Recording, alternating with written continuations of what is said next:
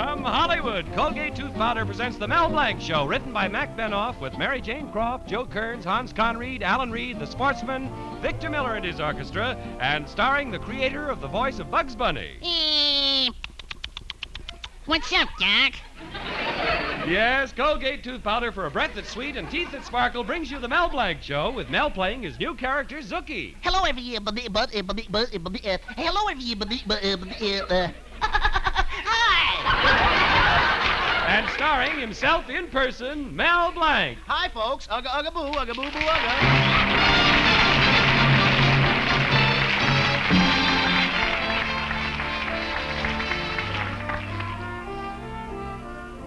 Well, here it is, the first day of April, All Fool's Day.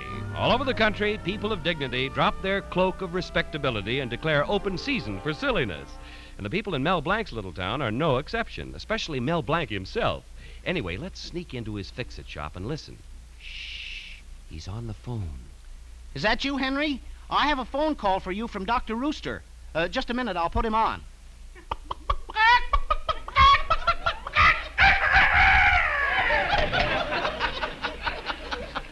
Oh, it was some joke on him. Yeah, now let's see who'll I call. I'll get another name out of the phone directory. Mrs. Raines, Mrs. Robinson, Mrs. Roy. Mrs. Roy, that's a good one. Hello, Mrs. Roy? I want to speak to Mrs. Roy. This one is a dilly. Is that you, Mrs. Roy? Mrs. Roy, is Kill there? Hi, Mel. What are you laughing at? Oh, Betty, it's April Fool's Day, and I'm having fun on the telephone. Just watch this. Here's a ritzy name in the phone book. Mrs. Uppington Van Sloan. Hello? Hello? Are you the lady that washes? I beg your pardon. I said, are you the lady that washes? Of course not. Oh, you dirty thing! You better be careful, Mel. One of your jokes is liable to backfire. Oh, Betty, that's never happened to me, except once last year. Then I only spent 2 days in the hospital. What happened? Well, don't you remember last April Fool I disguised my voice? I woke up your father... I woke up your father at 4 in the morning and said on the phone, "You're a big fat jerk and a moron. Guess who this is?" Yeah, well, how did you get in the hospital? He guessed. Oh, I don't know. I can never pull a joke on your father. Well, don't try it this year, Mel, especially since Father's beginning to like you so much. I'm not so sure about that. Oh, Mel, Father likes you very much. Last night when you were over at the house, I heard him ask you into the kitchen for a little bite. Yeah, and his teeth marks are still on my arm. Now, let me see. Who else can I play a joke on? Well, not with me around. I'll see you later. Bye. Oh, Betty, your slip is showing. Oh, where? On your clothesline. April! Fool. Oh, now I'm alone. I can pull the biggest one of them all. And this year he won't catch me. I'm going to call Betty's father. Hello? Oh, London calling. Mr. Colby. London?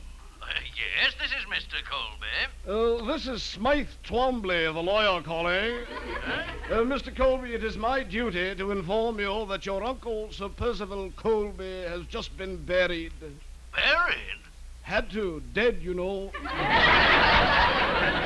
Well, but I haven't got an Uncle Percival. And furthermore, he left you his entire fortune. Oh, yes, dear Uncle Percy, yes. How much did he leave? Well, it's a matter of £2 million, 30 guineas, 5 shillings, 2 pence, and a jacket. We'll mail you the check in a fortnight. A fortnight? In fact, we'll send the check airmail. It may take only 3 nights. Well, cheerio. Oh, I'm rich. What a terrific rib. Oh, gee. I forgot to say April Fool. Hey, what if he takes me seriously? Oh, no, he couldn't be that stupid. Hello, Mel. Well, Professor Potchnick, my favorite music teacher. Have I been having fun today? Why all of a sudden today? Well, don't you know it's April the 1st, All Fool's Day? Oh, pardon me. Happy birthday, Mel. Professor, don't you get it? April Fool is when you play jokes on people. Oh, please, don't remind me. Last year I played a joke on my wife, Sonia. I made believe I was out of town. I called up the house and I said, "Hello, Sonia, this is Joe. Your husband's out of town. This is my chance. Joe needs you. Joe wants to come right over." Was I embarrassed? Well, how come? Joe answered the phone. So I divorced her and she married Joe. And this poor Joe got troubles. Why? Now when he's calling up, I'm answering the phone.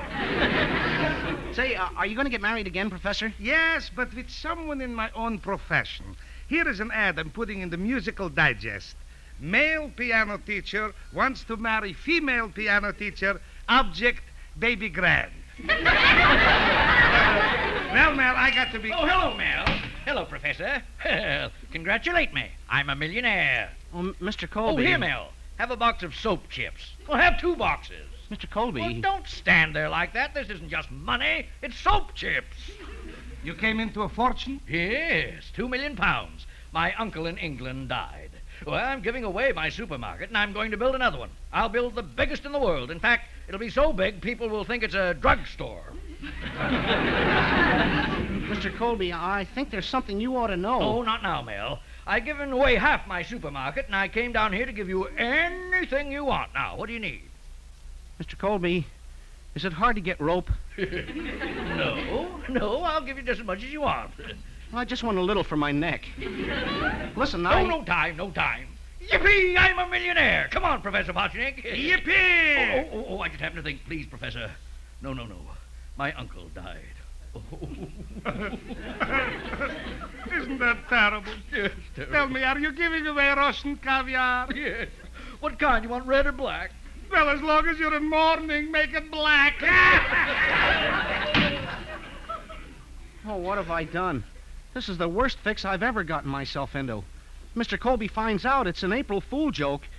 This fool won't see the end of April.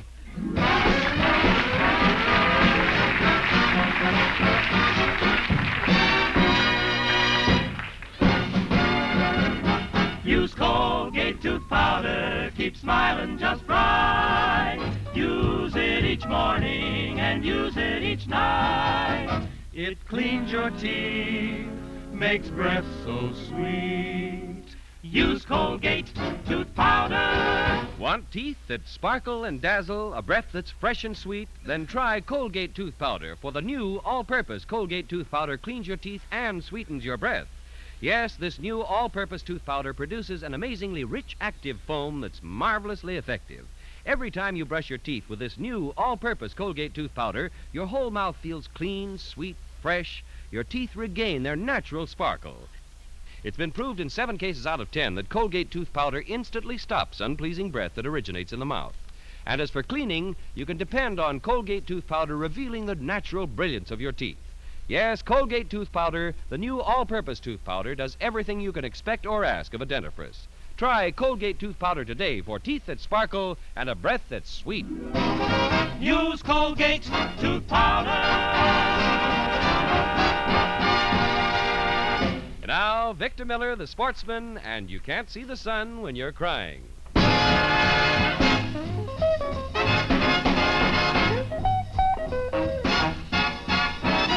You can see the sun when you're crying. A tear can't hide the brightest sky of blue. And you can't hear a song when you're sighing, no matter how the birds sing for you.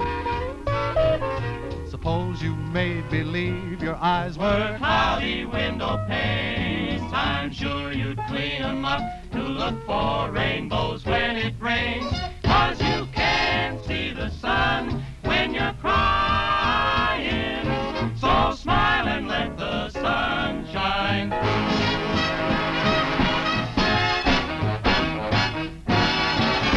Oh, dry those tears, 'cause you can't see the sun when you're crying.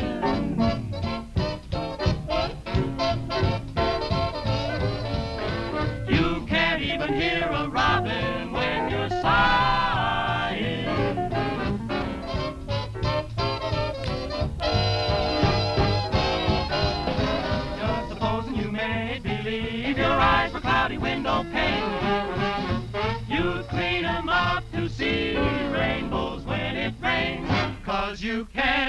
see the sun when you're crying. So smile and let the sun, smile and let the sun shine through.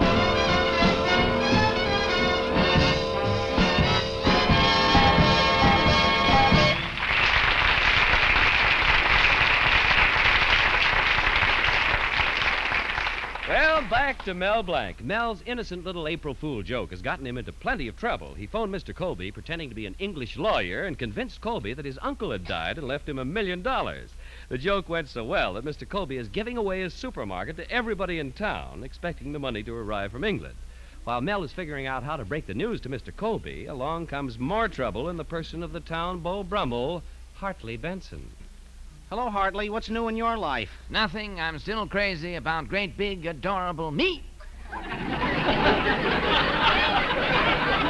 fact, Mel, I'm as fragrant as can be. I'm so sweet, perfume smells me. Oh, will you cut that out, Hartley? Well, Mel, old boy, it's the truth. Haven't you heard of the new perfume that's coming out? No, what's the name of it? Evening with Hartley Benson. It comes in 3 strengths: tender kiss, burning kiss, and oh, Hartley, you're straightening out my Gruen Curvex.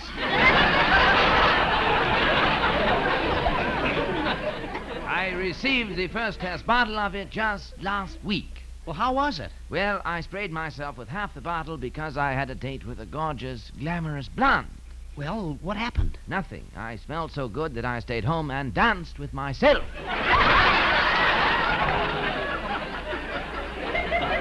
I tell you, Mel, I was the loveliest couple on the floor. Look, Hartley, let me alone. I've got enough trouble. In that case, I shall be off. I'm such a lovely thing, I'm giving myself an engagement ring. Goodbye, Mel. Nice seeing me.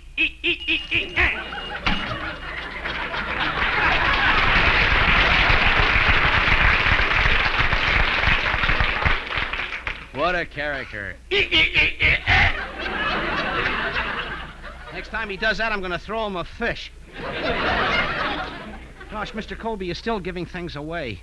There must be a way to stop him. The more he gives away, the more he'll kill me. Oh, here comes my lodge president, Mr. Cushing. Maybe he can help me. Hello, Mel. Greetings, mighty potentate. Ugga, ugga, boo, ugga, boo, boo, ugga. Well, mighty potentate, how's your dreamboat? Mel, if you mean my wife, the word is tugboat. Matter of fact, she's a cross between a barge and a sloop. Sort of a bloop. Oh, come now, mighty potentate. She doesn't look like that. If she doesn't, Mel, why is it that every night when I go to sleep, I dream about Moby Dick the whale? You should hear that woman snore. Every once in a while, I get up yelling, "There she blows!"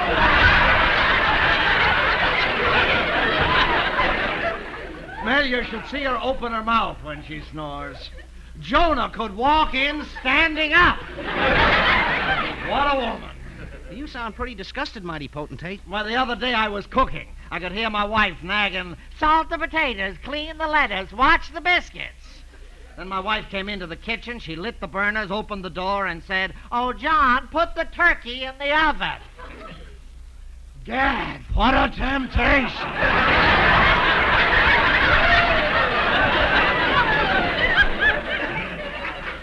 I don't know why I'm telling you all this. It's just that I've got no one to talk to. Well, I'm glad I got you to talk to, mighty potentate. I played a joke on Mr. Colby, and now he's giving everything away in his supermarket. He is. My wife's shopping there right now. Maybe somebody will take her. Oh, wait a minute. Let me finish. The reason he's giving everything away is because I fooled him into thinking he had inherited a fortune. Now, how can I get out of it? Well, let me think. You could commit suicide. No, I'm saving that for myself. I've got it. Why don't you disguise yourself as a lawyer? Tell him there was some mistake and he really didn't inherit that money. You understand? I do. Mel Blanc, what did you say? I do. Mel, never use those 2 horrible words in my presence. Well, I hope I helped you out.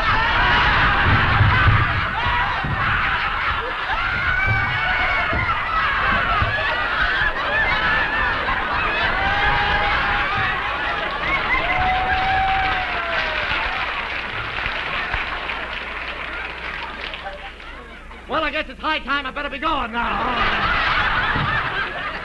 Yep, it's high time, and thanks for the idea. Say, where you going now, mighty potentate? Well, Mel, I can do one or two things. I can go to the movies and see 2 years before the mask, or I can go home and look at 20 years behind the 8 ball. So long,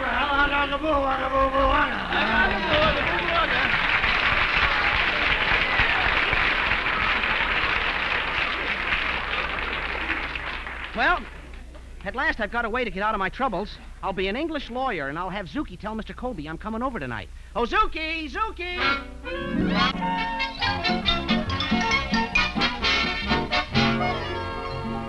And you actually saw the lawyer arriving in town, Zuki? Yeah, Mr. Colby. He came in by aeroplane. He came in by automobile.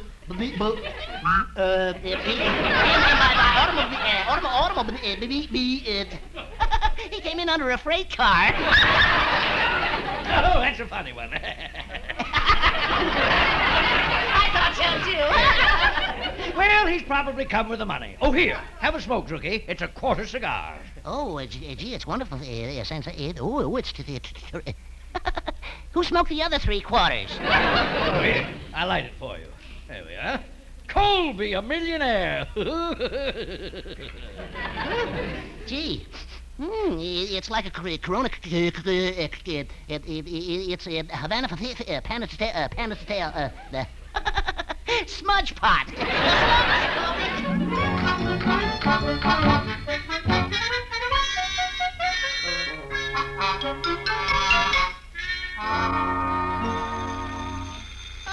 That's probably the lawyer now. I'll answer the door. Oh, good evening. I am Smythe Twombly of Thintwhistle and all that sort of rot. I'm looking for Mr. Colby and all that sort of rot. Won't you come inside? I'm Mr. Colby. Well, how are you, old bean? Oh, tip-top, old man, and you? Sen, old breath. Sen. I always thought Englishmen said pip-pip.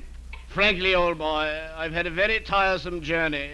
I'm too poop to pip. Mr.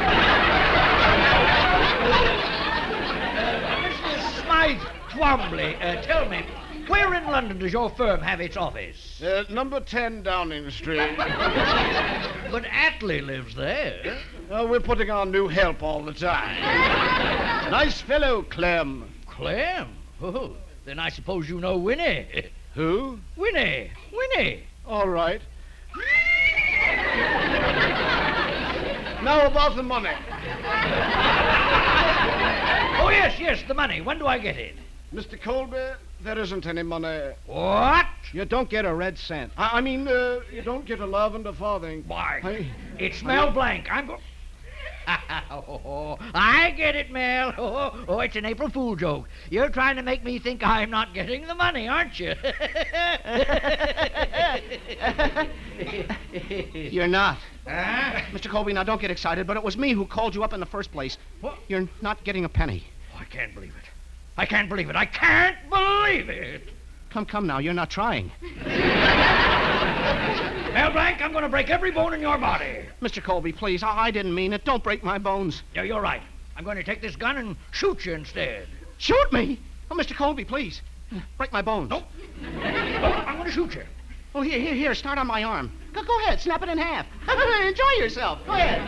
It's no use. I'm going to shoot you with this 45. Mr. Colby, couldn't you wait until the 47s come out? Nothing doing. Stand still, you idiot. I'm going to shoot you right in the brain. It'll take 20 or 30 shots, but I'll find it. Oh, he did. Oh, gosh. I never thought I'd live to see the day when I'd die. I'm going now. My whole life is passing before me. What a disappointment I've been. Even when I was born, my parents wanted to hear the patter of little feet around the house. But I disappointed them. I walked on my hands. I remember how my mother used to count my toes. 8, 9, 10, 11. Then she counted the other foot. I tried to help the family by selling magazines on street corners. I sold Time magazine on one corner, and the pretty girl sold Life on the opposite corner. On windy days, I had the time of my life. I don't want to die. April Fool! Come on, get up, you nincompoop. Mel, you're not dying. Then I'm not shot? I'm not dying? No, Mel, old boy. Mr. Colby shot blank with a blank. What? Were all you people listening outside? That's right. Mel, you never fooled me. I knew it was an April Fool joke immediately. But I turned the tables on you. And now, gentlemen, thanks for helping me with my little joke. And if you don't mind, I'd like to have my soap, chips, and caviar back. April Fool. What do you mean? Try and get it.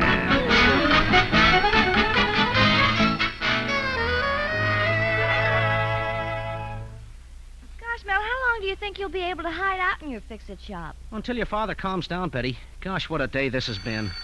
Oh, somebody wants me to fix something. I'll answer the phone, Betty. Hello, Mel's Fix-It Shop. If it's on the blink, bring it to blank. Is this Mel Blanc himself? Yes? Congratulations, Mr. Blanc. This is the Tub of Diamonds radio program. You've just won a 1947 packet and $10,000 in cash. Well, Mr. Blanc, what do you say to that? Ah, shut up.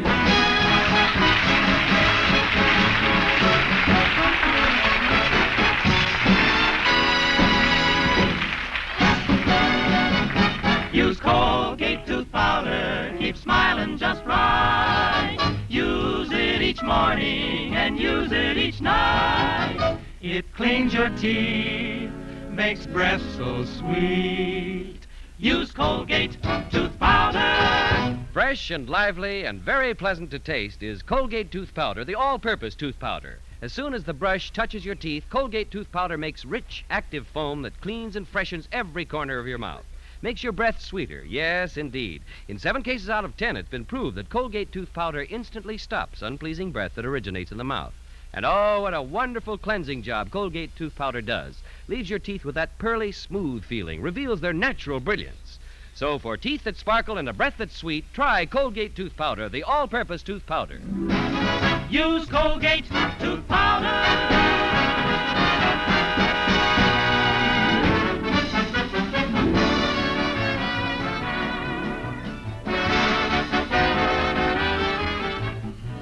Say hello to Halo Shampoo for naturally bright and beautiful hair. Remember, even finest soaps and soap shampoos hide the natural luster of your hair with dulling soap film. But Halo Shampoo contains no soap, therefore leaves no dulling soap film. Even in hardest water, Halo makes oceans of rich, fragrant lather, quickly banishes loose dandruff and dirt. Halo needs no lemon or vinegar rinse. Say hello to Halo and goodbye to dulling soap film. Get Halo Shampoo at any cosmetic counter.